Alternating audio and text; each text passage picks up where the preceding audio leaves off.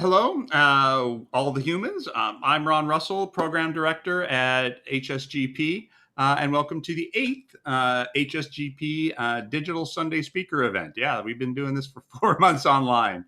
We will continue to provide online content digitally until we can gather together again. If anyone has content or wants to help with content, please see me, one of the other directors. And also note that we are soliciting for our community speaker series on 9/13/2020, where everybody gets their chance at a mic. Ground rules for the meeting: stay muted unless you're actively speaking. Don't be offended if I mute you due to background noise. Raise your hand to ask questions during Q&A, and I will call on you. If you just type your question into the chat, I will record that and ask that to our speaker when she's ready. Share the air, practice 10 commitments of humanism, and after the recording stops, hang out and catch up and chat. We do have a board meeting this afternoon at noon. Everyone is welcome to attend and see how we do some of the things that we do. With that, I'd like to pass it over to Luke, our Executive Director, for his update. Luke? Good morning, humans. My name is Luke Douglas. I'm the Executive Director of the Humanist Society of Greater Phoenix. I want to give a shout out to anybody who has recently joined us for the first time. Thank you so much for being here. It is always good to see a new face. I've seen a few membership renewals, so I wanted to give a shout out also to anybody who's become a member for the first time or renewed their membership. What we do is made entirely possible by your time, your talent, and your treasure. And so we cannot do that without the support that you give us. Wanted to give a specific update on that talent bit, because we are always looking for new talent. And that's particularly true in light of an opportunity that we are pursuing right now. Some of you know that I am on the board of the Secular Coalition for Arizona. It's a working group to take all the atheist and humanist groups around Arizona and give them a unified political voice and a unified place for collaboration on different projects so that we can be stronger together than we are in isolation. Well, I recently had the opportunity to take a heightened role with that organization. I am now the senior strategist for Secular Arizona, which essentially means that I'm going to be working not just with them at the statewide level, but I'm also going to be working with HSGP's sibling organizations all over the state. I'm going to be working with local groups like HSGP from Tucson to Kingman to Prescott and in all the other places and all the other specific issues that are focused on by the secular movement. And this is relevant to HSGP very specifically because at this time, geography is not very relevant. All of our events are online. And that's true for them as well. So while we're all doing virtual events, there's interest in collaborating, in sharing speakers, in helping out with each other's programs, and in working together more closely than we've been able to in the past with in-person events. So if you are interested in any volunteer position, if you're interested in either of the two board positions that are coming available, either to be involved in program or membership or in some combination of roles, there is a heightened opportunity to have an influence across the state and to take the successes we've been seeing and replicate them in other places.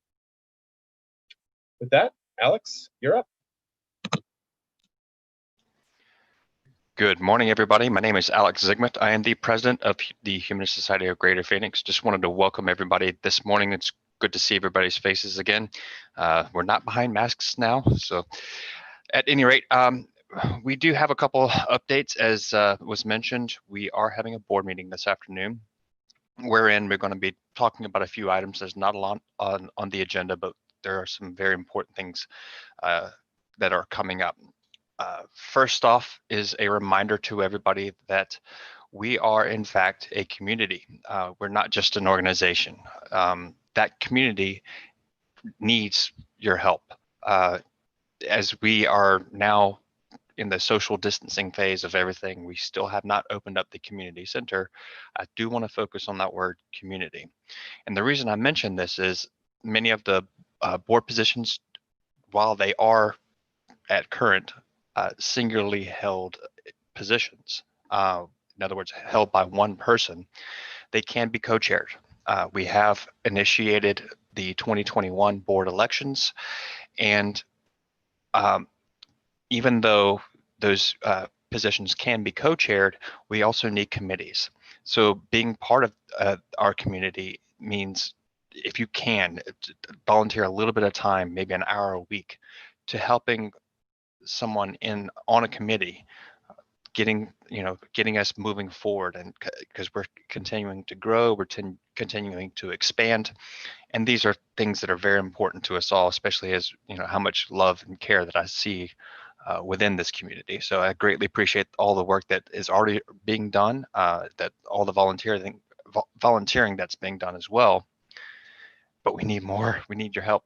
So please, if you can donate an hour or two of your time out of the week, please consider stepping up and being on a committee. Those are very, very important things to us. One other thing that we have coming up is the blood drive on the 8th. I think there are 1 or 2 spots still open. It is a limited opportunity, but it's something that we can do to help during this time of need, to get donated blood out to the hospitals and communities that need them. So that being said, please again consider stepping up and volunteering for communities, whether it be for IT, communications, programs. We desperately need your help. And I'll leave it at that. Thank you so much. There is a question, which board positions are open? Where can the community find the description of their responsibilities, expectations, and preferred minimum qualifications? At present, the board positions that are, I don't think we'd have anyone not running again for their positions, but again, these positions can be co-chaired. As to the question of what are the qualifications, typically right now we have it stated in our bylaws that a person has to be a dues paid member for at least 1 year and in good standing before they enter onto the board. So that's just so you know. Awesome. Thank you, Alex. So I'd like to go over some schedule stuff, things that we've done and things that we're going to be doing. To Luke's point, Secular AZ had a Secular Superstars with Juan Mendez and Athena Salomon on July 18th. That's online and recorded. And of course, many of you know we are doing a workshop for white people with Ioma Uyulo. I can't say her name. Neither can Jennifer. I don't feel so bad. So you want to talk about race, where we talk every Tuesday from 3 to 4:30 until August 11th. So we've had 2 so far. They've been remarkably successful. A lot of good conversations, right? Events online that we're having right now, we still have our coffee social on Thursdays, humanist meditation on Saturdays, the workshop of becoming anti-racist, and Secular Saturday on August 1st has Joe Blankenship, Americans United for Separation of Church and State. The AHA, American Humanist Association Digital Conference, is August 8th as well. That is distant but together. And HSGP is having a blood drive also on August 8th. And on August 9th, we have Dwight Moore for our next Sunday speaker, Medical Aid in Dying, Death with Dignity. And then we have our community speakers on 9/13/2020. So if you're interested in having 5 minutes at the mic, talking about what you're passionate about from a humanist or secular perspective, then now is the time for that. Reach out to me and let me know. I've got a handful of speakers already. First come, first serve. Once we're out, you go on the waiting list. And with that, I'd like to go ahead and kick off the normal part of the program. Did we have any humanist minute? I didn't see anyone step forward, so unless someone raises their hand really quick. And seen. Okay. All right. Hello, all the humans. Welcome to the Humanist Society of Greater Phoenix Digital Sunday Speaker event. I'm Ron Russell, Program Director at HSGP. If you like our content, smash the subscribe button. No, really, it helps a lot. Press the subscribe button. If you want to contribute in a more material way, please become a member. Donate to our Patreon account or volunteer. Today, we have Elaissia Sears, West Mesa Justice of the Peace. Like to describe why this aligns with our values as humanists. The value of critical thinking. I have listened to Judge Sears present critical thinking skills in the form of questioning racist beliefs within her peer group. It is a joy to listen to her question bias. I hope you hear that today. Service and participation. There's no greater honor than serving the needs of family, friends, and community. And Judge Sears shows up and really participates and engages with her community. And of course, peace and social justice. These are her words, which nicely align with the 10 commitments of peace and social justice. They are building a better Mesa starts with building trust and safe neighborhoods through education, public service, and community-focused restorative justice. Elaissia Sears took the office in January 2019 as Justice of the Peace for the West Mesa Justice Courts. This covers all of West Mesa and the Salt River Pima Indian community. Judge Sears is an Arizona native and proud product of Mesa Public Schools.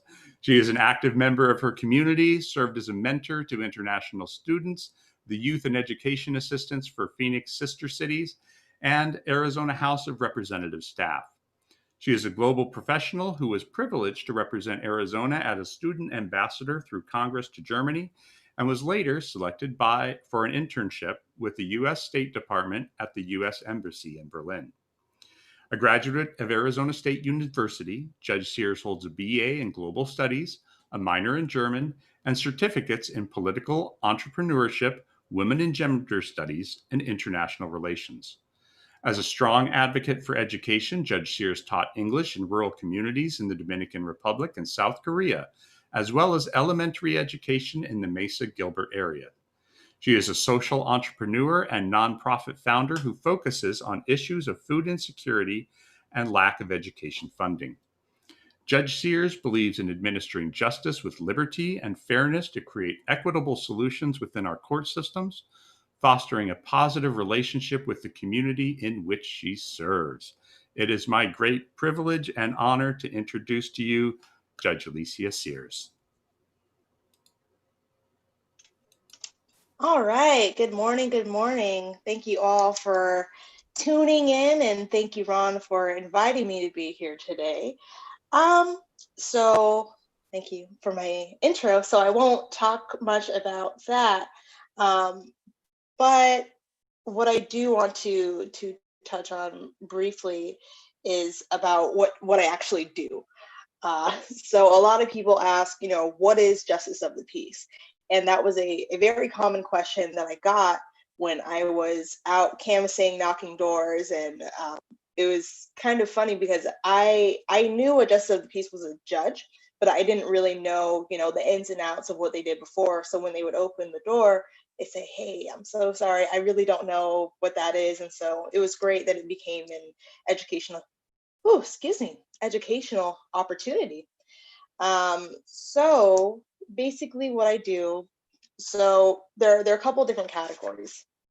I do civil and criminal. So civil, that's basically people just suing each other for money. That's up to $1,000. The small claims is up to $3,500. So that'd be something much smaller. And there's less steps in order to go through them. I actually don't hear the small claims. I only hear the civil suits. The small claims are heard by a hearing officer as well as the civil traffic hearings. So for example, if you ran a stop sign or allegedly ran a stop sign and you wanted to fight the ticket, you would ask to go into the civil traffic hearing. In addition to that, most of what I do is actually criminal. Just for my specific area. All justice precincts are different. So there are 26 of us, 26 judges, 26 districts in Maricopa County. And then of course, in the other counties there are way more of us. When we go to the judicial conference once a year, there's about, I want to say 500 judges at the conference that come in from all over the state. But as far as the criminal, we're looking at class 1 to class 3 misdemeanors. Class 1, we're looking at disorderly conduct, assault, DUIs. There's also driving a suspended license, which is a whole legislative issue that we can touch on later. I do all the criminal traffic, so excess speed, unsafe lane change, things that rack up points, while the civil, they carry some points, but not so much. And then, fortunately, I do evictions. And again, that's something that we can discuss later. But class 1 to class 3, class 2, we're talking about reckless driving, could be theft depending on how much money the alleged item was that was taken from the store. And criminal speed is a class 3 misdemeanor. It's not a civil traffic citation. And again, legislative issues to touch on there as well. But I did want to talk about a little bit about why I'm in this position and why I decided to jump in. And Jennifer, I see your question. If you give me 2 more seconds, I'm actually about to answer it. So I decided to run back when I was working at the Arizona House. I've done a lot of different positions internationally, nationally, locally, all over the place. And at that point, I knew that I wanted to make a bigger impact because I knew, if you're, given all of this, if people invest a lot of their time, money, and energy into you, you should be giving that back. And so that's kind of where I was like, okay, I need to be doing more than I'm doing now. And as I was there, I learned a lot about the legislative process. And it was honestly pretty depressing to work every day and see all these, great bills not even make it to committee or just completely die on the floor. And so I became pretty discouraged, and I started doing informational interviews with other legislators and other change makers in the community. Since they were coming to the Capitol, I had an opportunity to speak with them. And one day, as I went down to the Capitol lawn, there was the African American Legislative Day. So it's one day a year where the commission has this big celebration. So you see all these school buses of kids dropping off all these little brown and black children to do performances. They did dances. Obviously, there's a speaker for the kids and things of that nature. And I noticed there was another bus, and it was a gray bus. I thought, that's strange. And there were kids setting up chairs, and they were all dressed neatly in these beige outfits. And I just felt like something was off. And there was another legislator right next to me, and I was like, hey, what's going on with this? And she said, oh, they're from the kid prison. And I just really, it was extremely upsetting. I just immediately became very emotional because, one, there shouldn't be a kid prison, but two, this is an event that's for all these kids to have a good time, tour the Capitol, learn more about the legislative process, and then these kids are just being sequestered to setting up these chairs and basically you guys don't matter because you've done something wrong or allegedly have done something wrong. So my mom happened to be at the Capitol that day, and if you don't already know, my mom is also an elected official. We're actually the only 2 Black elected officials in the entire city of Mesa. Her name is Kiana Maria Sears. She's on the Mesa Public School Board, and she's up for re-election this year. She was elected in 2016 when all the bad things happened. But she was there, and I saw her. She was like, hey, come here, I want to talk to you. And I told her what happened. And I was very upset. I was trying not to cry. And she just looked at me. She was like, "Oh, well, everything's gonna be okay. We just have to make our individual impact and decide how we're going to, show people that these things are wrong." And so I said, "Okay, well, what can I do?" And she said, "Oh, well, you should consider running for justice of the peace." And I remember I just looked at her and I was like, "You are crazy." Because the first thing that came to my mind was, "Oh, well, I can't do that because that's for old white men." And that's like one of the main problems that we have in our whole political system, because when you look at a system power and you see the same people and nobody looks like you, your immediate thought is just, "Oh, well, that's not for me," versus, "Oh, this is something I can aspire to because I see people who look like me." So I began to look into it. I would go over to the justice courts and sit in, and I mean, it's all public, so any of you at any time can walk into any court in Maricopa County and watch a jury trial or a normal trial, whatever setting you'd like to. And I was like, okay, well, from my perspective, a lot of it seemed like common sense. Obviously, common sense isn't all too common, but to me, it just made sense. And so I kept doing that. I would research the position. And to your question, you asked, so what are the qualifications that are necessary for JP? Of course, this is something I needed to look into to see if I was even eligible to do this. So back when the Arizona Constitution was written, obviously there was a lot of farmland. There were a lot of rural areas. We weren't really connected by roads as much back then when the state was actually formed.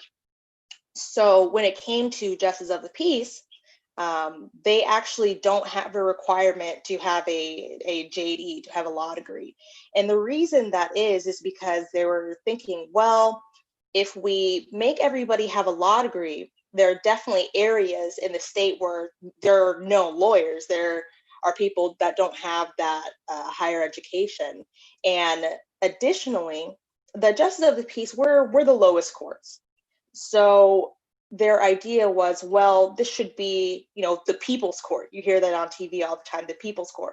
So when you see that, all that stuff happens in justice courts. So it's really about, meeting people where they are in the community, and we're not looking at anything involving, really like bad injuries, fatalities, anything like that. It's really something that we can reasonably look at and figure out as a community to find the best solution. So that's the answer to your question. But yeah, so I started looking into all of that. And as time progressed, I was like, okay, like I think I can do this. And I had other JPs reach out to me and they said, "Oh yeah, like you can do this. You have the smarts for it, you have the drive, you have the passion. So you should just go for it." So I won't go into the whole story, but essentially, I left the house and I took a job as a assistant teacher. So basically, when you're running for office, it's a full-time job. It doesn't matter if you have a full-time job. Running for office is a full-time job. So I had to arrange my schedule where working as a teaching assistant allowed me to get off work earlier. So I would go in like right before 8. I'd be there, with the kids in the morning, go to lunch, recess, all that fun stuff. I was doing 3rd and 4th grade back then. And then I would be out by 3, and I lived, 15 minutes away from the school. So I could basically get home, change my clothes, get my canvassing shoes on, my sweaty canvassing clothes, and go out and canvas until like 6. So that was my life for about a year and a half. I first started getting this idea of running for office when I was 22. I filed my papers that summer when I was 23. And then, as you all know, when I won my election, I was 24. So I'm 26 now, been in that position for almost 2 years, over a year and a half now. So that's crazy, but it's exciting to see how far we've come from like the very first time we had the idea to where we are now. So I apologize. Answering that question kind of threw me off, but I saw your other one, and I'll definitely answer any questions you guys have at the end. So did all that. I basically, I ran from July of 2017 to November of 2018, and 2018 was a very different election. Everybody was running, or you could say everybody and their mother was running, which literally both me and my mother were running at the same time. And so I didn't have a campaign manager. I didn't have like any of the things that you would see in a normal campaign. It was very grassroots. I had a handful of volunteers who later like became like close friends because, you know, everybody told me, oh, there's no way you can do it. You know, it's Mesa, it's white, it's Mormon. There's no way, you know, that you can pull this off. And I kept telling people, I'm like, I already know that I can do it. I've seen the numbers. I've seen, you know, as far as on a partisan level, who has the advantage. I know that Mesa is not just white Mormon people. West Mesa is actually mostly brown and Black working class people.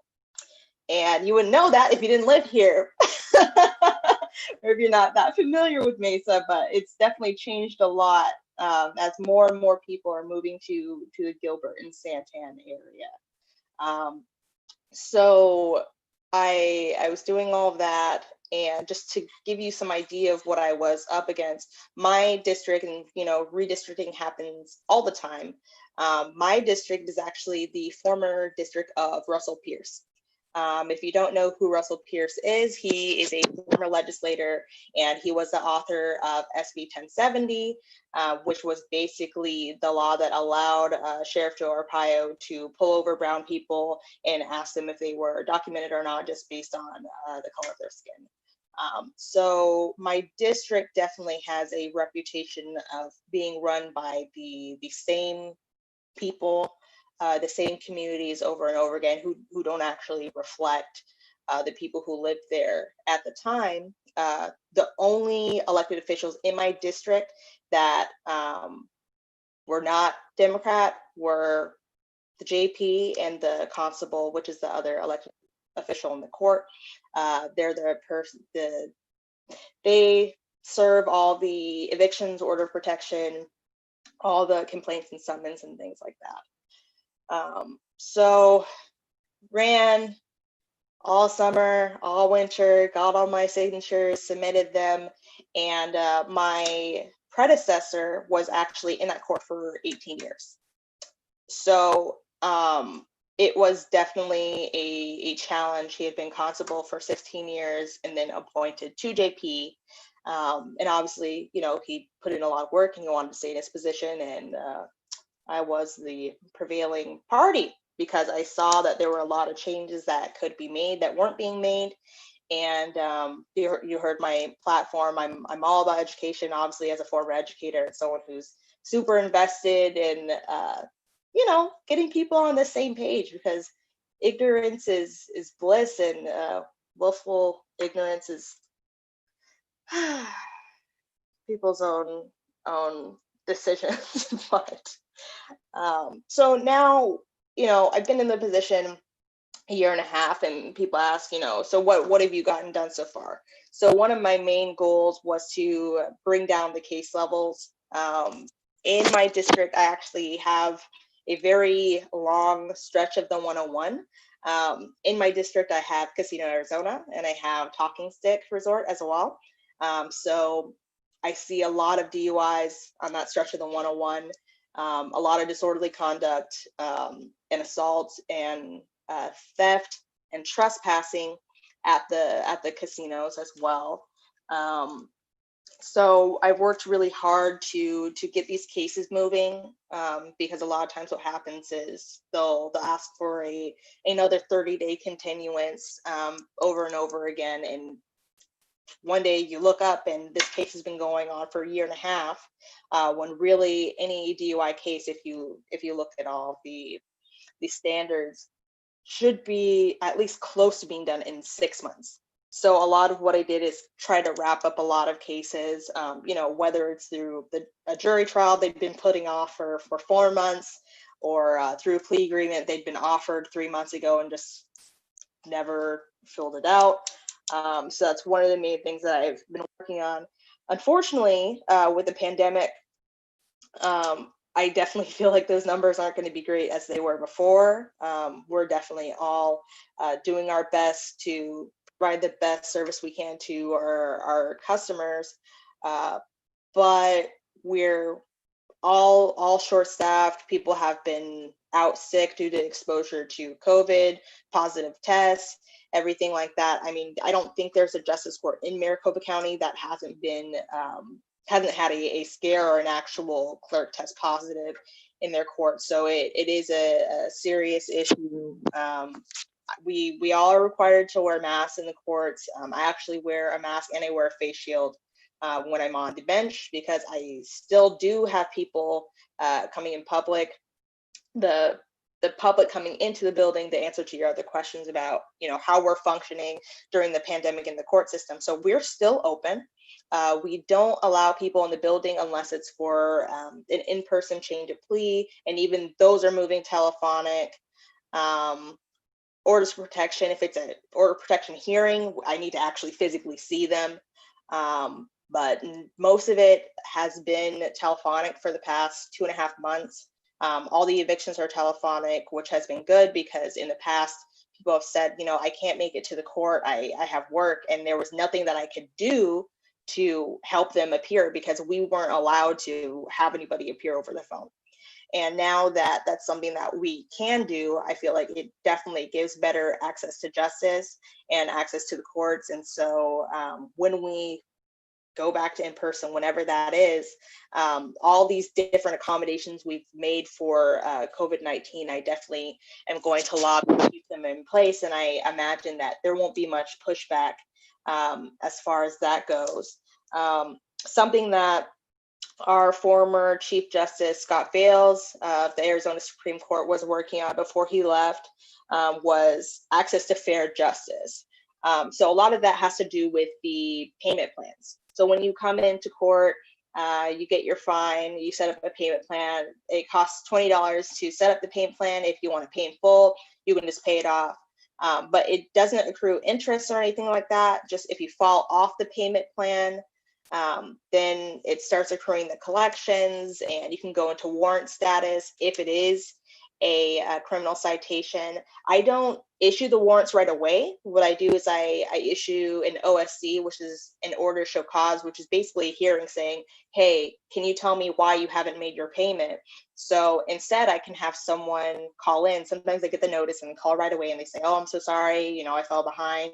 Can I get reset up? And then that's taken care of, and there's no warrant issued. So there are a lot of little things that to me, are easy to do, but to other people can make a huge difference.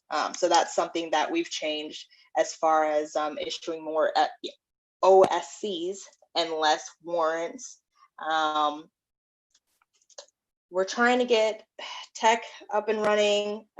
We're in an older building, but we have been able to get some swipe cards for people to make their payments and not have to pay cash, or we have to run back and use our dinky little credit card reader. But I am actually a member of the technology committee. Because of the pandemic, we haven't met much. But one of the things I am pushing for is electronic signing. We're still very much on paper, which is problematic, obviously, in 2020, when we're trying to get everybody information quickly, and we're still sending things in the mail and things like that.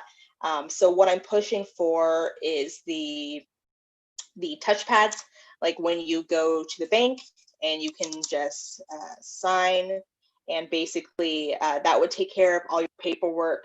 So the release order that shows, your next court date and everything, any payment plans, if you're there for a DUI or anything like that.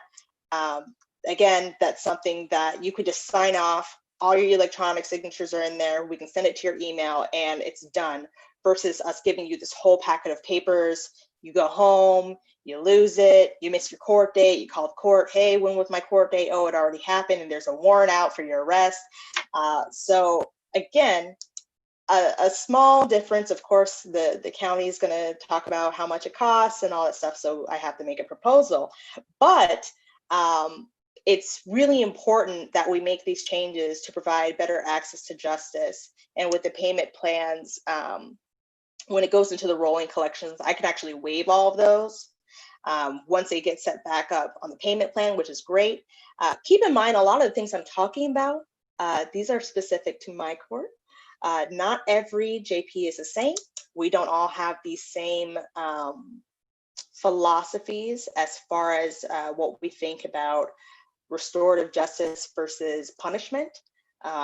A good example is the driving on a suspended license. A lot of the, I don't want to say a lot, some judges,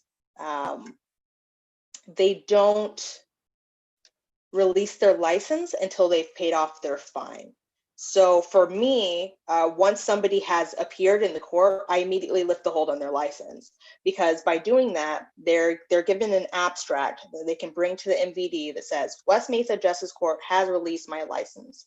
And so they lift the hold. They're able to reinstate their license. They're able to get registration. They're able to get insurance, because if your license is suspended, you can't get any of that.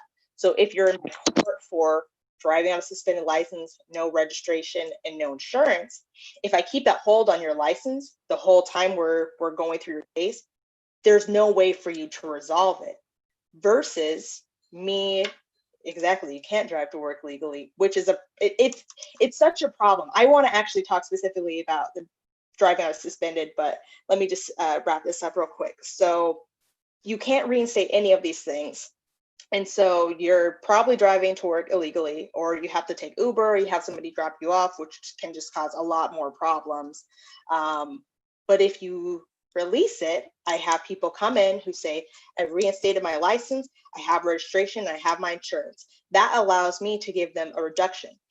These type of violations, they're all civil. They don't carry any criminal penalties or points, but they are extremely cost prohibitive. So if you are cited with driving on a suspended license, that is $582. If you can show me, hey, I reinstated my license, it's $127. If you have the expired registration, it's the same thing, $127. If you get that registration, the insurance is where Arizona is extremely strict and extremely punitive. So if you get caught driving without insurance, the fine is $938. And of course, the average person cannot afford to pay $938, because if they were, driving without insurance because they couldn't afford insurance, it's just going in this crazy vicious cycle. So if you get insurance, that $938 turns into $155. But it definitely is a good motivator. I tell people, hey, like, if you want to drop off this other $800, please get that done immediately. So that's one way I feel like I've made a big difference. Just to touch on the driving on a suspended license, I wanted to mention it later as far as what can be done locally by different groups and initiatives. The driving on a suspended license, it's gotten better because it can be amended down to a civil citation. Before, if you were cited on the driving on a suspended license, it's a class 1 misdemeanor, you're going to get the fine. That's it, unless it's proven, well, your license wasn't actually suspended, there was an error with your insurance or something like that. And that happens, and it's easy to show documentation for that. But now it can be amended down to a civil citation if your license was suspended specifically because of fines. Because obviously we're just punishing people for not having money if they can't pay off this other ticket. I mean, you get cited for a stop sign, you can't pay that ticket, then you're cited for driving on a suspended license, you can't get your license because you haven't paid off the fine. So eventually you just are in this whole situation. I've had people come to the court for their third, fourth, fifth citation for driving on a suspended license for whatever reason. If you don't have the actual privilege to drive, if you have your license suspended due to DUI or too many points in your license, that's not something that can be negotiated. It's going to be the criminal citation. But with a civil, you can get the license. And in some situations, if you can show your license before we start everything, if you come at the arraignment and say, hey, I have my reinstated license, I can actually just dismiss the whole thing, whether it's criminal or civil. So that's a really great change that's been made. But I really hope that more people learn about this and lobby the legislature to make driving on a suspended license not a class 1 misdemeanor, because I just think it's ridiculous, and it's very harmful because it puts people in this vicious cycle and just leads to more poverty and issues. So there's that. As far as restorative justice, obviously that's a big part of it. But one of the things that people do is misdemeanor compromises. I've only seen this in theft cases when it's between like actual people, not a store or anything like that. So for example, I remember I had a defendant who the person alleged that they took their game system or something like that, and they had taken the game system and they sold it. And the person said, I don't want to press these criminal charges. Obviously, they're filed and everything, but I would be fine if they would just pay me back the $400 for the thing they took from me. And then they come to the agreement and they actually dismiss the case. So then there's no charges, there's nothing on your record, anything like that, because a theft charge is very serious. Even if it's there's the class 1 to class 3, even if it's the class 3, which is the lowest one, if you get theft on your criminal record, you can't get a job in retail.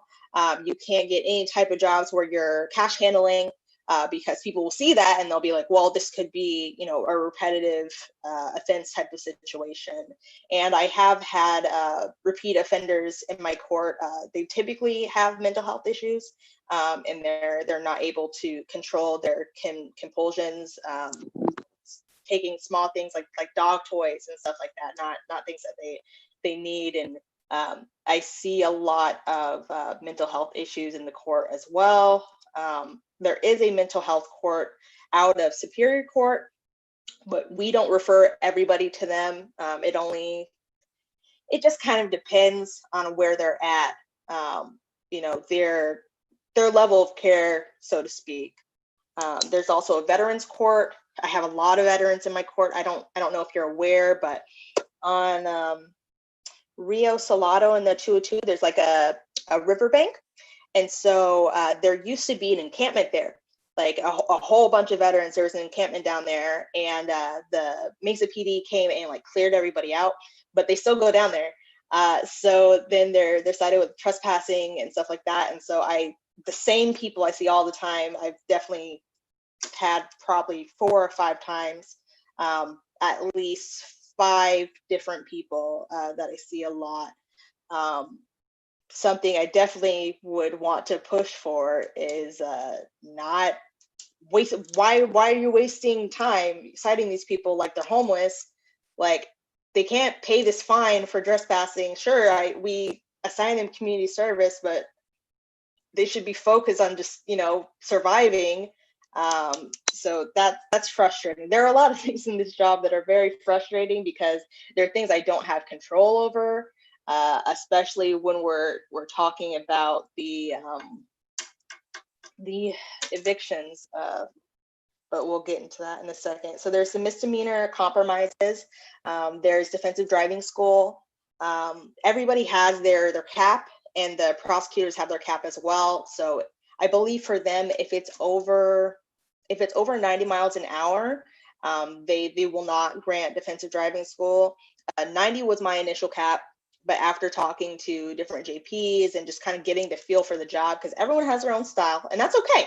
Everyone has their own style. Every judge is different. But for me, it really just depends on the situation, the person's age, things like that, assessing the whole situation. Because I can just, oh my God.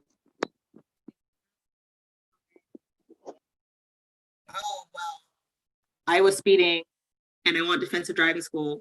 I'm like, okay, so can you tell me why you were speeding? They're like, well, I don't really have an excuse. I'm like, okay, so then I'm just gonna have you pay this fine because clearly you don't care that you were speeding and you could have gotten in some trouble. But I do a lot of DDS.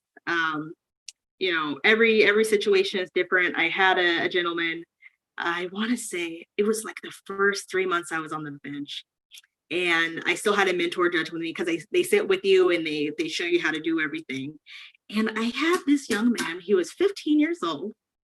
He had just gotten a brand new blue Audi A4. He went to Brophy. So that in itself, you can already imagine where he was coming from. And it was just like a movie. Like he came in, he had his attorney, and like the mom was in the back of the courtroom, like with her fur on. Like it was crazy.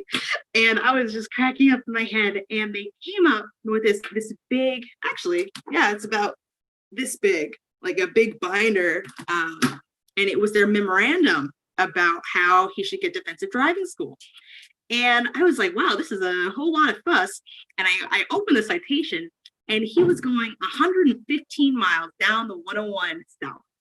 And I was like, oh my gosh, like he could have really hurt himself or other people. And essentially what happened is when the officers pulled him over, they pulled him out of the car, and he just passed out. Like he just passed out, and they cuffed him because they were like, because of the speed. But he just like totally couldn't handle it. And so that's what happened. And at first I was like, why should I give him DDS? He deserves to learn his lesson and blah, blah, blah.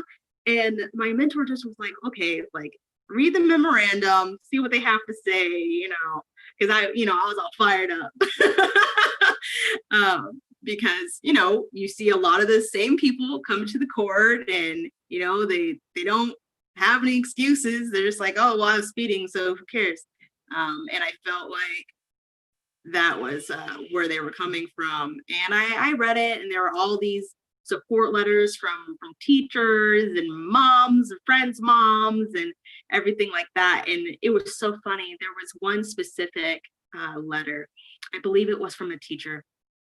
And they basically said, everybody knows he did this. He's basically been humiliated by everybody in his grade. All the teachers know about it. I think at this point, he suffered enough, and you should give him a break on this. And I just thought it was so funny seeing that. And then the more I went through the memorandum, this kid had done like 2 different classes. This is more than we require for a DUI plea. Not as far as the fine, but as far as the actual classes and things like that. So I was like, wow, like his parents really, got on him. And so all of that considered, I did grant him the DDS, and I feel like it was the right thing to do, all things considered. And so again, I didn't just look at it as the speed. I looked at, how old is this person? Why did they do it? All these different things, and what happened after. So his parents took away the car. He's not allowed to drive anywhere. He was almost banned from like his prom. It was this whole thing, and so I felt like it was just. So I let him do that. Another thing about restorative justice is the plea agreements. So people enter into plea agreements all the time.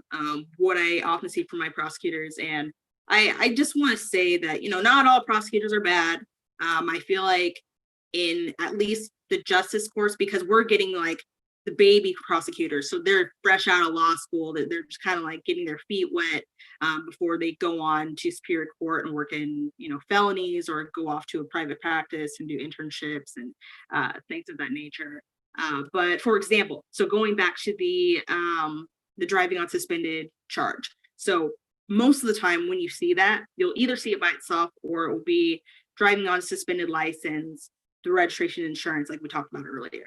So if they enter into a plea agreement, what you'll see is they're pleading guilty to the driving on suspended, which is a criminal citation, but they'll dismiss the other counts. So they don't even have to pay that 155 and the 127 I was talking about. Those are just dismissed, and they plead guilty to the criminal charge, which is a pretty good deal. But if I see a plea agreement that I look at it and it's not, we have what's called a bond schedule, basically showing, for this speed, this is the recommended fine. For these DUIs, for actual physical control vehicle, blood alcohol content 0.08, 0.15, all of these ones, like they have different amounts that go with them, not only that are statutory. So like for the DUIs, that's what it is. You can't make it any lower or anything like that. Or just, these are the normal suggested amounts. So if I see something that's out of the ordinary, which I have, and they've argued, well, it took us more time to do this case because they were being uncooperative. I'm like, that's your job. So we're not going to fine people more money because you had to work harder. That's your job. So things like that, I can actually outright reject a plea agreement. I don't have to, take it. I can call in the prosecutors and say, I don't like this. I don't think it's fair, so fix it. And they will. And they have to, because I'm the judge, which is awesome to say. It's always exciting because I'm the judge. No, I'm just kidding. I don't say that in court. Ron, you had some things you wanted me to touch on. You wanted to ask me about how we can get more people involved to diversify the judicial system and things of that nature. So I had this whole plan, one of my pillars is the community piece. So 2018, I was like, okay, got elected. 2019, I'm going to take this year to familiarize myself with a job and really, get good at it. 2020, I'm going to start launching like my big community things. So as you know, we're in a pandemic, and I was planning to start my school visits in the spring semester, where people would be bused to the court and I could give them a tour and, do some type of programming for them, and also going to the schools and, giving presentations and things like that for like American history class and things like that. Because of everything going on, I don't know when that could ever happen, but I definitely need to figure out how to put together something digital, some type of presentation where they can participate maybe that way. I don't know. I know that the schools are still trying to figure something out, so I'm just gonna hang tight while they do that. And actually reaching out to those communities. So obviously West Mesa is a great example. So before I ran, there was another candidate, Ryan Winkle. He is a former councilman in Mesa. And when he ran, he was like the first person to really like hit the ground and knock doors in a very long time. So then when I knocked their doors, people were more willing to open the door. But there were people I met who said, wow, like nobody's knocked my door in years. And I mean, my voting universe, we're looking at probably like 12,000 people. So it's a very big universe, and I'm not going to make it to every door, but I definitely knocked, I want to say like 6,000 doors between me and the other people. But most of those doors I knocked myself. Because it really was a one-woman campaign with my fiance being my de facto campaign manager, keeping me alive. So yeah. So reaching out to those communities, I think is really important, which is another like thing I was going to do with my community piece. Because I mean, I'm one of 3 Black people on the bench in Maricopa County. 2 of us are women, and the 2 of us, we were elected at the same time in 2018. So before that, there was only 1 Black justice of the peace, and the first Black justice of the peace in Maricopa County was actually elected the year I was born. So at the time, that was about 24 years ago. No other, Black JP had been elected except for the person who was appointed after she unfortunately passed away from cancer, Judge Cody Williams. He's been a Phoenix City Councilman, done a lot of things in the community. He's a JP. He's been in that seat for probably, I want to say, the past 8 or 10 years. He's ran nonstop. So he's been there for quite some time. Actually, he might be coming up on his 20, actually, now I'm thinking about it. And he doesn't plan to run again. So if you know anyone who would want to run for the South Mountain Justice of the Peace, it's coming up soon. So yeah, people just need to run in general, like for anything. That's how we can get more working class, brown and Black people, just normal, everyday people. I say regular schmegular people. Like, we need people who are just gonna be like normal people who aren't going to put, profit over people, because that's one of the main issues we have, and I don't like it. So the last thing, I guess, in talking about what can be done locally, I know I touched on it a little bit earlier, Ron, but lobby these private prisons. That's one of the reasons I decided to run. The same year I filed my papers, because I filed my papers like right after that, because I was like, all right, I have to get serious and actually do this. The city of Mesa, we are the first city in Arizona to actually sign a private prison contract. We do have other private prisons in the state, but it's not actually a city partnership. So we have a prison down in, I want to say, Florence, that basically, if we don't keep those beds at a certain percent, their quota, then we actually are being charged for that. So my taxpayer dollars are going towards a empty prison bed, because they want their money and they want it now. So if you want to make a difference, there is a organization called Abolish Private Prisons. They're pretty cool. They're on Facebook and everything. If you just type in that on Google or Facebook, you'll immediately find them. So anytime you see something, just try to support that cause, because I truly feel that abolishing private prisons, like, that is like one of the next steps in our democracy to move forward as a country, because we still haven't abolished slavery. Like, we still have the 13th Amendment. It's still happening right now. Like, and because they're out of sight, out of mind, the people that are in these prisons, people just don't think about it. But it is legalized slavery.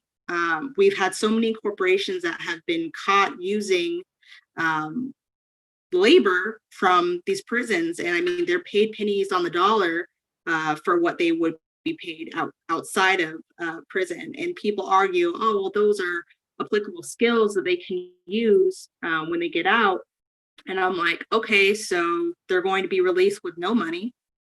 They have all these charges on their record, probably were evicted because they're now incarcerated, no job, no car. So like, you're not setting them up for, reentry into society. That's another organization that's really good. Reinventing Reentry, that's what it's called. Founded by Sue Ellen Allen. She's local. She's actually in hospital right now, so hopefully she gets better. But she was formerly incarcerated, and now she helps specifically women, but everybody reentering in society after being in the prison system. Because when she was in there, she was like, there's, for the other people I'm in with, because she was in there for white collar crime, so she was able to bounce back. But for all these other people, like there's no way for them to really re-enter society, because we're focusing on the punitive aspect versus actual rehabilitation and re-entering into society. Because again, it's not about, helping people get back into society and restorative justice and all that stuff. It's about punishment, it's about being punitive, and it's about using people to make people more money. And you mentioned, what are my priorities as far as secular issues?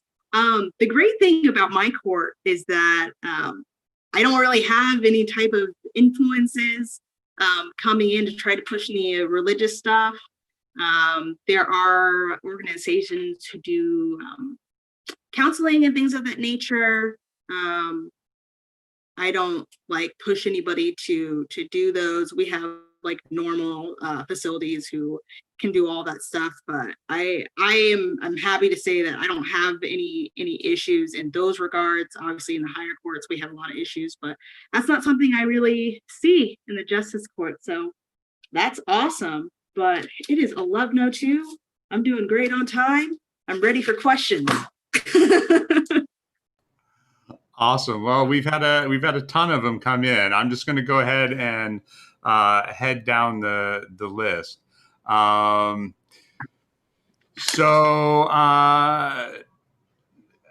here's one. The courts are currently in session with the pandemic going on, correct? Right. Okay. And I did address it earlier about what we're doing, but in case you missed it, we're still open. Most of it is telephonic. Evictions are on the phone, which is great. Let's see. We aren't doing jury trials. They're trying to figure out how to bring them back. I really don't think that's possible right now. And I think more and more people, especially higher ups, Superior Court, are realizing that we're just going to have to let a lot of things slide. So yeah, we're still open. I go almost every day. Okay. One is, I'm personally worried about a wave of disenfranchisement leading up to the general election, particularly among newly evicted and homeless. Barring anything preventative we can do to keep people in their homes, what are the best avenues to ensure those at risk of eviction are informed of what they need to do if their address for voter registration is in jeopardy? Wow. Okay.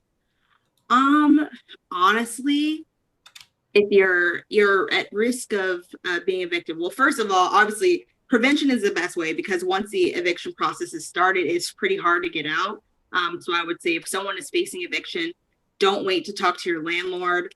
Don't, wait on some type of some assistance to come in that you haven't applied for because you're not eligible yet. If there's anything you can do, if you know someone that you can assist to keep them in the apartment, to get those dollars to them, highly recommend that versus someone getting evicted and trying to pay off the eviction judgment, because once that eviction hits, I want to say it'll hit your credit in 30 days. It's going to be really hard to rent another place. But as far as the voter registration, I mean, I can't think of anything besides redirecting your mail to somebody and if you don't have anyone you could try opening a PO box, but I don't think they'd let you send it there, because I know they have a whole problem with Native Americans up on the reservation using a PO box. So that's definitely a problem. I would say that the only other option is for them to actually walk in and go in person. But I definitely agree that is an issue. Okay. All right. You mentioned that when you joined, there was a backlog of cases which kept getting continuances or other legal measures which delay conclusion of the case. What percentage of these people were waiting in jails for months, waiting for their day in court while legally innocent? Oh, okay. So again, we're a justice court, so I can only speak on justice courts. So we don't really have that. All of our judges release people on OR. which is their own recognizance, so they're not being held on a bond or anything like that. If they're like a repeat offender, like if they're being arrested on their 6th warrant, they might make them do a bond, like a higher bond, like $1,000 or something like that. But our bonds are pretty low. Honestly, I see a lot of bonds that are sort of like $50. So it's not really about being in the jail. It's just kind of about getting them on the warrant so they can get them to the court.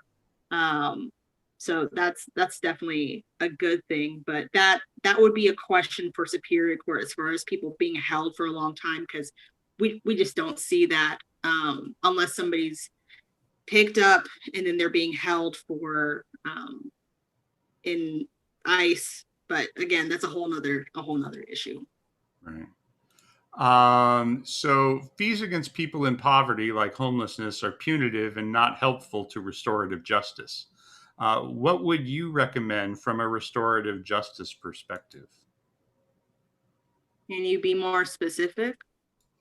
So for instance, homeless who are rounded up, brought in, given citations for fees they don't have money, and they just keep getting these fees over and over.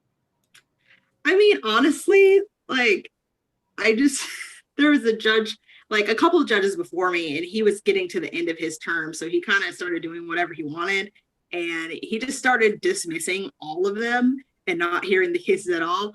I want to make sure that, I'm operating within the law, but I would just prefer them not to be prosecuted, and for them to just let them keep trying to be alive out in the summer heat.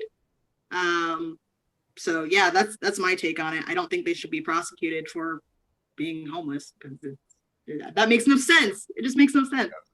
It doesn't. You had mentioned getting people cited for the 3rd, 4th, 5th time for driving with a suspended license. Are they consistently being stopped by police for some traffic offense? How are they getting caught for this same offense? Are they that bad at driving? Well, like I said, again, honestly, some people just don't care. I had someone come in, he was on his 5th one, and I was like, do you want to talk to the county attorney about a plea agreement? He was like, no, just give me the citation. I did it. I'm not going to pay this fine. So just do all the paperwork. And I'm like, oh, all right. So it's not that they're bad at driving. I mean, well, part of it is because if you're being pulled over for unsafe lane change and they check your license and say, oh, you're driving a suspended license, then yeah, you're going to get hit again. But when you're driving down the 101, people are running plates. A lot of them, they're sitting there all day long running plates, looking for something. So yeah, some people just don't care and keep driving unsuspended, and yeah, that money adds up. And if you have 5 of those citations, I mean, if you're not going to get a reduction because your license is probably revoked at this point, you're looking at $4,000. No one's going to pay that. I mean, let's be real. They're not going to pay it. And I'm not going to be offended if somebody doesn't pay their fine. People come to court all the time. They're like, I'm so sorry, Your Honor. I'm like, don't be sorry to me. I'm just trying to help you not have this warrant. So, yeah. Awesome. So you mentioned about regular people running. What would you say to people who have never run before, who have become inspired to make change and become involved and engaged like you are? So I always just tell people it's hard. It's so hard. If you you have to decide, is this what you want to do? Is it just oh, that would be cool? Or you're I've looked at the position, I'm really interested in learning more about these things, because people can be interested but not really want to do the work. So be willing to do the work to educate yourself, see what's wrong with the actual position, the position itself or the person in the seat. It could be both. It could be either or. And see, what type of changes you want to make, or just improve on the things that are already happening. And then talk to other people who have run, talk to other officials, talk to people who, have experience in these fields. I will say, a lot of people I talked to just told me that I couldn't do it and that I didn't have no experience because they had more. So, I mean, you should, hit up all your resources. At the end of the day, it's going to be you. You're the candidate. Sure, you can have volunteers, you can have a campaign manager, you can have paid staff, but if you're not willing to do the work, if you're not willing to knock the doors, it's not going to happen. So you should do it if you are willing to do all these things. And it is so rewarding. It's so rewarding to talk to people. And I registered people to vote who had never voted in their life. Like that type of stuff, like it's so gratifying, and you know that you've made a difference in the community. So if you want to do it, do it. There need to be more of us because it is exhausting being a regular person in this field. I want to run away from anybody else I encounter. Just like it's rough, but worth it. Well, thank you. Thank you for doing that. What type of statistically informed oversight is there for judges? I'm referring to an analysis of charges and legal outcomes in relation to the accused's demographics, like zip code, age, gender, and ethnicity. This is such a timely question because I forgot to mention when I was talking, I've been making this huge push for making implicit bias training mandatory in all courts in Arizona. So it would have to come down from the Arizona Supreme Court. We recently made harassment training mandatory, which, everyone should take it because it's not, it can happen to anybody. And to say that implicit bias training is optional is ridiculous. And so it needs to be changed and people need to take it because it can apply to anything. I mean, I've heard judges say, I judge someone differently because they had tattoos, and then I talked to them and I was totally wrong. So, I mean, obviously that's a small thing, but people with disabilities, Black people, any type of marginalized community, you could have preconceived notions about, and that can be a problem. So all of that data that can come from looking at different judges, it's out there. It's not compiled. And that's one of the things that we wrote in our memo, basically saying, these are the different changes that should be made in the judicial system. And that was one of the main ones because there's no oversight on that right now. And I think it's really important to see what it looks like for everyone's different demographics in their community. And if they do have a significant bias, because you've seen it come out of the prosecutor's office, it is extremely biased, the people who are prosecuted and how they're prosecuted. So I am on the same page. I'm working on it. So don't think it's going on the wayside. That's one of the reasons why I'm so exhausted, because I'm getting a lot of pushback, a lot of angry people of certain demographics. So, yeah. Well, keep us informed if you need any help. We're the group to help. What are some of the largest challenges with being a justice of the peace? Well, obviously on the top of my head, like these evictions, I mean, it's very, very, very challenging because not only, you have these people who are like being evicted from their homes, you have these landlords who have these like huge units and they're trying to work with everybody. And so they're feeling stressed if they can't pay their bills. And you have the attorneys who are all working from home and trying to figure things out. And I try to help people negotiate so people don't get the judgment, but they enter into a partial payment agreement and say, okay, I'm going to pay you $200 every week. And so you'll be able to stay in the home. But if they break that contract, they can go right back to the eviction process. But I do a lot of mediating. It's almost like, honestly, being a judge is like being like a counselor and like a mentor, like all these different things. And like, you have to be heavy sometimes. And it just kind of depends. So finding that balance, it comes very naturally to me, but it's hard when you have to, I guess, yeah, like be the heavy. It's hard for me as someone who's 26 years old. Oh my goodness. Who's talking to a 62-year-old person who you basically are saying, hey, I need you to be an adult right now. Like that it's a bit challenging. Like obviously I'm used to it now, but that's challenging. Seeing anything when kids are involved is kind of hard.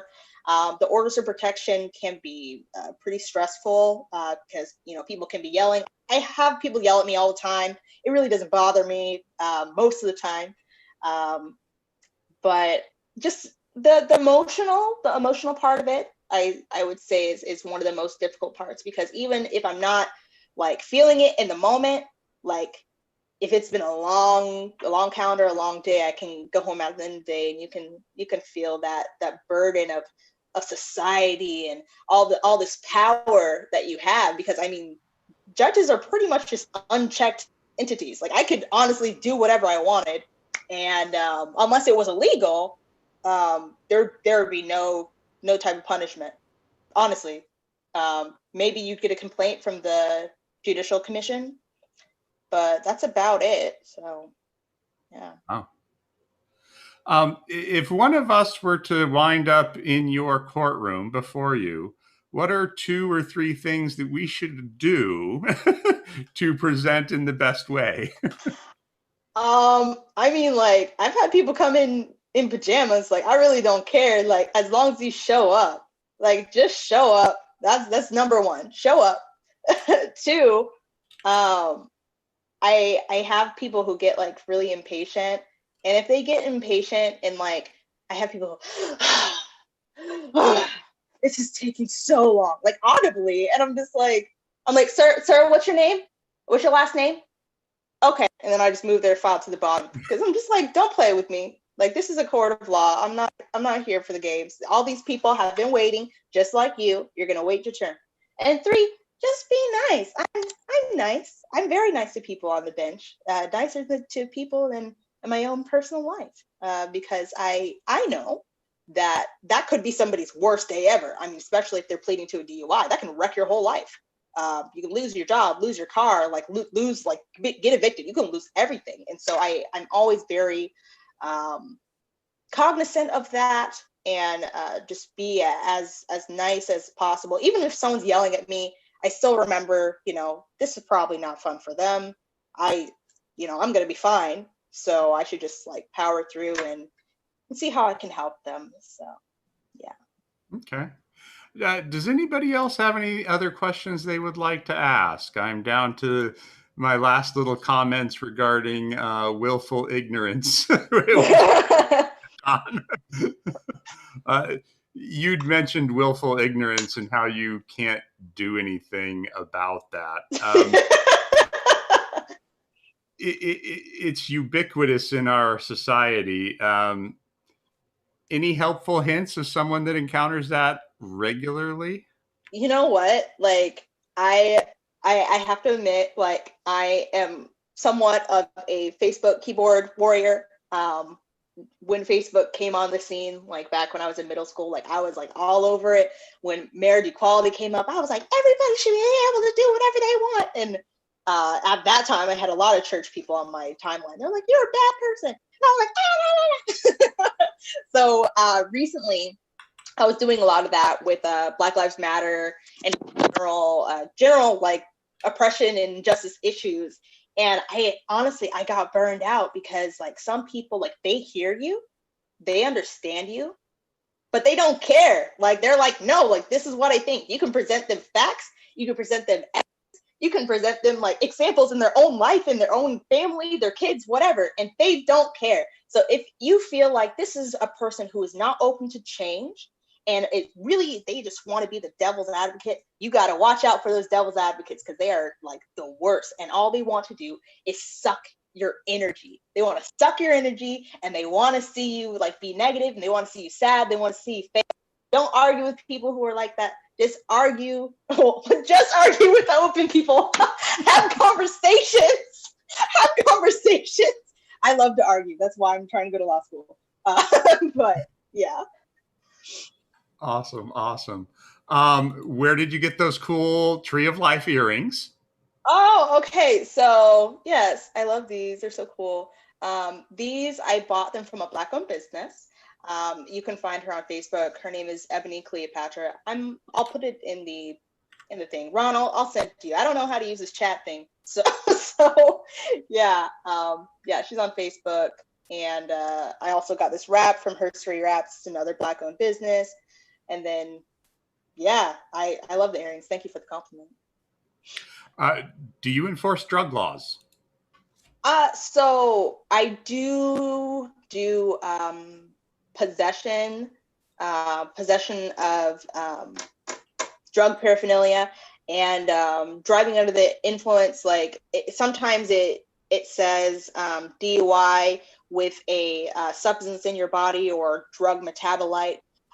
So honestly, with the DUIs, like those are all jury cases. So if they go to jury, like I'm just reading the jury instructions and the jury decides, what the verdict is. So I'm not really like in charge of it. It's usually taken care of by the prosecutors. There's a lot of diversion. A lot of it goes to diversion, but if it's like a large amount or there are other accentuating factors, yes, Jennifer White, exactly. That's exactly how you spell it.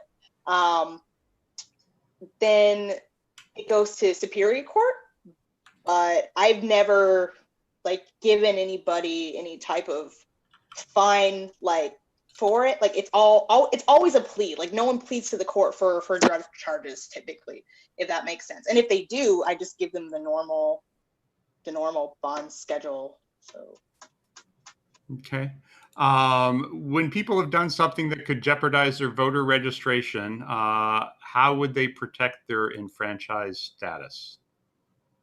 So I don't prosecute any felony things in my court, so it doesn't apply to me. Okay. You've mentioned some larger issues that being JP doesn't really touch or that JPs can't solve. Do you see yourself trying to make impacts regarding those issues through activism, or do you have aspirations for other offices that would allow you to make those changes? So this whole thing, like when I so honestly, after I got elected, I was like, I'm never doing this again. Because it was so challenging. But now that I'm in the job, I'm like, okay, this is awesome.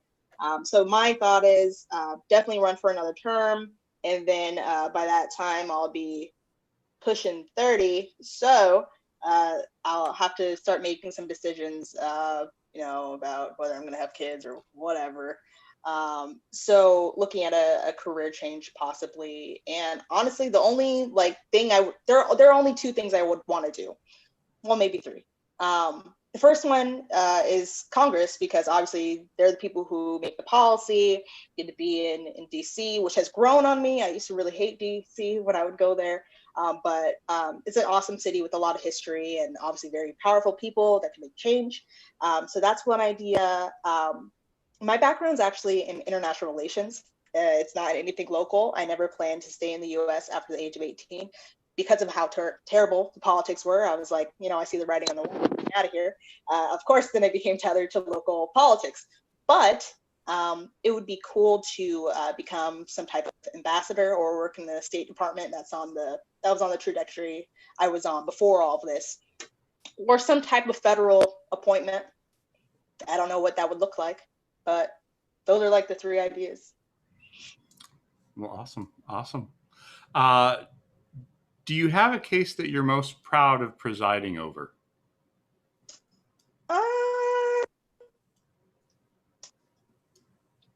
Honestly, there's not one in particular. I'd say there are two types of cases that I'm most proud of, which would be one, when people get out of prison. A lot of them, they get out of DOC, they have their card, they have their papers, and that's literally all they have. Like they have like one pair of clothes and that's it. And someone has dropped them off at the court, or they've walked there or taken a bus or something like that. And they say, yeah, I was in DOC for 7 years. They don't need to tell me why they were there or anything like that. You're the fourth court I've been to today. You're the last one on my list. I'm just trying to get set up on payment plans for every single one. And I look at it, and it's always like registration insurance. Like it's never anything serious. And I just close the case. I just say, okay, I'm giving you credit for time served and closing the case. And I mean, I've had people just break down and cry because this is one huge obstacle that they need to pass in order to get their license back and other things like that. So I'd say that's one. And then the defense, Driving unsuspended. That's the other one. People who, like, I've worked with them for months and months to get their license back because they have holds in other states, or they don't have their privilege to drive. You see that a lot in immigrant communities. And finally getting them to the point where they have that license and they're able to move on with their life and go to work, and sometimes get like custody back of their children, like all these different things, because you know, you need to have transportation in a lot of those like child custody cases. I don't do child custody, but I get involved in some of the issues. Again, it's kind of like family counseling in a lot of ways. Okay. Do you support jury nullification? I don't even know what that is. Yeah, I don't know what that is. I saw that. Oh, okay. So I apologize. I don't know what that is. I need to educate myself on that. Would you please talk about the privilege required to run for office? One example is the incredible time commitment required, which is directly connected to financial security, able-bodiedness, having reliable childcare providers, etc. Yeah, so that's like a huge part of it. You know, I don't have any kids. I intentionally took a part-time job so I could make it work, and that meant less money coming in. So, you know, trying to pay the bills, everything like that. But it is extremely difficult, and that's why you see the same type of people in these positions. I mean, if you look at the legislature, I think we have 3 different legislators who are actually millionaires. One of which has made his fortune off of charter school, the laws that he's written for them. So it's frustrating, especially when you have them specifically. They're only making $24,000 a year. Just to give you an idea, when I was working as an assistant there, I was making more than the legislators I was like assigned to, which is crazy. And you get what you pay for.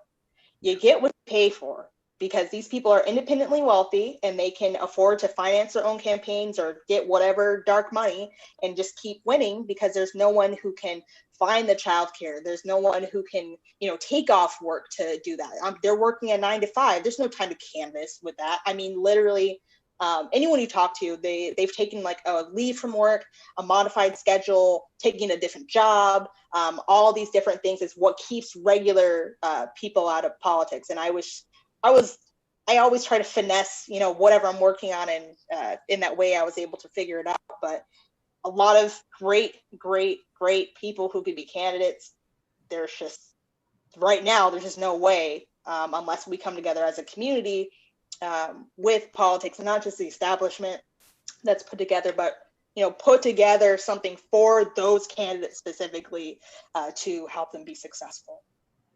Awesome. Well, it is the bottom of the hour. I'm going to go ahead and wrap this up. It's been an honor and a joy to have you here today. I'm thrilled to have you in our community, doing good work for our communities, and setting an example of what we need to have as leadership within our state. So thank you very much for coming to HSGP today. Go ahead. There's just one last thing. I saw Luke said what jury nullification was. It said when the jury votes not guilty because they think the law is unjust or unconstitutional. I'm just going to talk about it real quick. You see that a lot when, you know, I presided over a jury trial, and based on all the evidence, like, I know what I would say, but they look at it, and, you know, you can ask them questions after. The attorneys always ask them questions because they want to know how they can be better litigators.